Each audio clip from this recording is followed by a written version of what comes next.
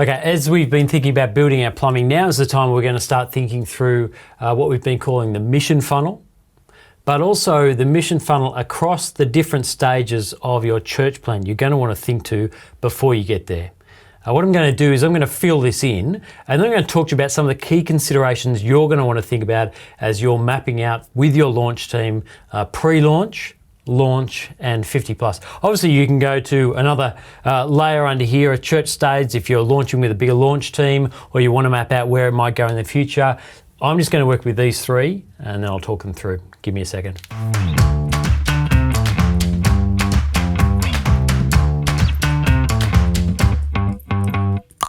Okay, so as you can see from the table here, all I'm doing is I'm beginning to lay out some of the structures, the plumbing that reflects our vision that drives towards that at each level of the mission funnel, going horizontally, and each stage vertically. So just let me make a few comments as we look at this.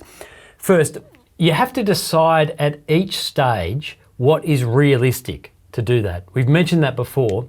You don't want to over-program, over-structure, over-commit your whole church.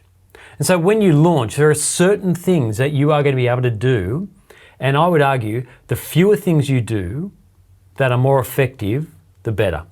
And so, for example, you might, when you begin, you might build on the pre-launch of having connected with community leaders, having a website set up, having done a letterbox drop, and running a community barbecue once every term, something like that. You might still do that above, and what you might add in as you gain a bit of momentum and awareness is a movie night, a public movie night in the park, and a carols.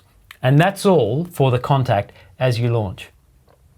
And so you just need to be aware at each stage for each layer of your church plan, how much you're committing to within this.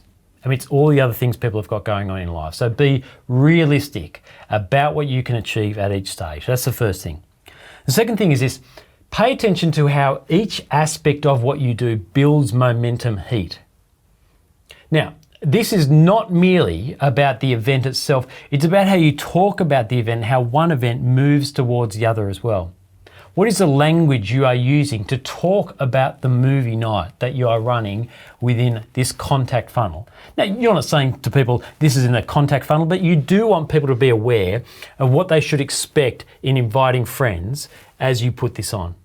So how is it that each one that you're running is building mission heat overall? That will be shaped by how you talk about it, what the advertising looks like, and what your launch team expects when you get there. So that's the second thing. Be aware of how each part builds mission heat within that. Now, here's the third one. You have to pay attention to the seams between each of the moments. We've touched on this before. The complexity in a church plant, when you're pushing through barriers here, is the seams aren't merely horizontal, they're vertical. But if we just talk about the seams for a moment in a horizontal way, what we're talking about here, for example, when we're 50 plus, how is it that the things that we do in this box here, in our connect stage, how is it that they lead to the connect stage? How is it that community assistance people become aware of the kids club and the play group we run? Or if we started a sharing story nights here, that is in a local restaurant where we hire out the restaurant and people talk about the things they're passionate about, and we're still running that, but in an even better, more organised, slick way here because we've got a few more resources. How is it that at the community assistance events or the carols night or the movie night, people find out about these things? Paying attention to the seams is huge. And where possible, paying attention to the seams mean understanding who was in one place and helping them know what the next step is. Sometimes that can be hard if it's a carols event, you don't know exactly who's there, but as long as they are aware of what their next step would be, they can self-select in. So that's the third thing, making sure you pay attention to the seams in a horizontal. Now, the fourth thing touches on the vertical seams, but the vertical seams really are paying attention to the fact, as I've mentioned in a previous podcast and ebook and video of this, is that you are aiming to, where possible, build upon what came before. You are aiming to, where possible, build upon what came before rather than reinventing the wheel. Probably the best example of this is down in the mobilise end of this.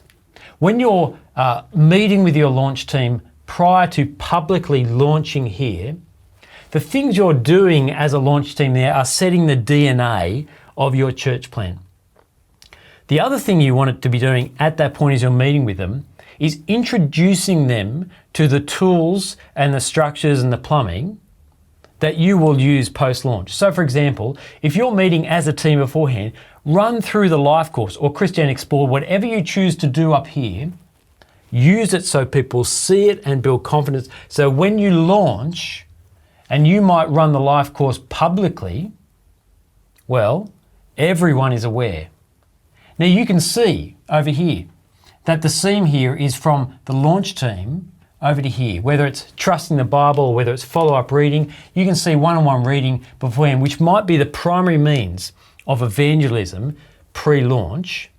You've used those skills that you've developed, that DNA you've set here in one-on-one Bible reading follow-up. So if you run the life course in the launch or the 50 plus, wherever you can manage it, the follow-up might not be another course, but might be the one-on-one Bible reading that you've established here and you've grown here that people can follow up one-on-one with.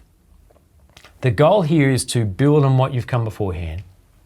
Coffee for newbies, easy night. After church, if it's in the evening, in the morning, that's what you run, just getting people together once a month. It might be that there's a newcomers night here that you launch, a whole night, separate from Sunday so you've got more time. It might be here that you run a membership course. You can see that down here. Whatever it is, you need to pay attention to the seams both horizontally and vertically, and where possible, build on what came before rather than reinventing the wheel.